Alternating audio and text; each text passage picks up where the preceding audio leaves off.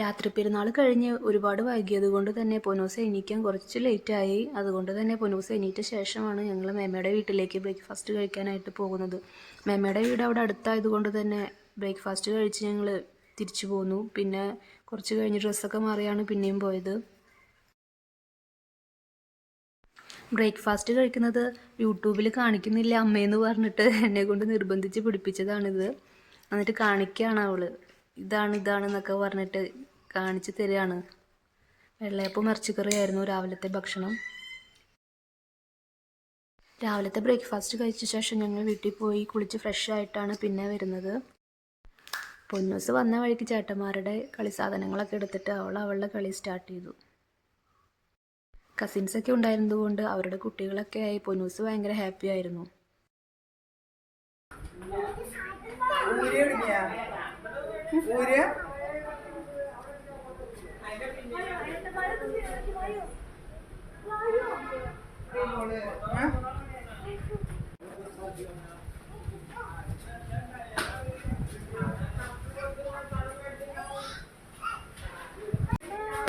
കിക്കി കിക്കി പൊന്നൂസ് രണ്ട് പൊന്നൂസ്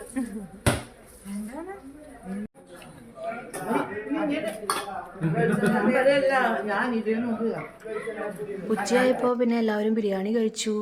പെരുന്നാൾ വരേണ്ട സമയമായി തുടങ്ങി. അപ്പോൾ പിന്നെ എല്ലാവരും ബിരിയാണി കഴിച്ച് പെരുന്നാളിന് വേണ്ടിയിട്ടുള്ള വെയിറ്റിംഗ് ആയിരുന്നേ. പൊന്നൂസാണെങ്കിൽ ബിരിയാണി കഴിച്ച് ഐസ്ക്രീമൊക്കെ തിന്ന് നടക്കുകയാണ്.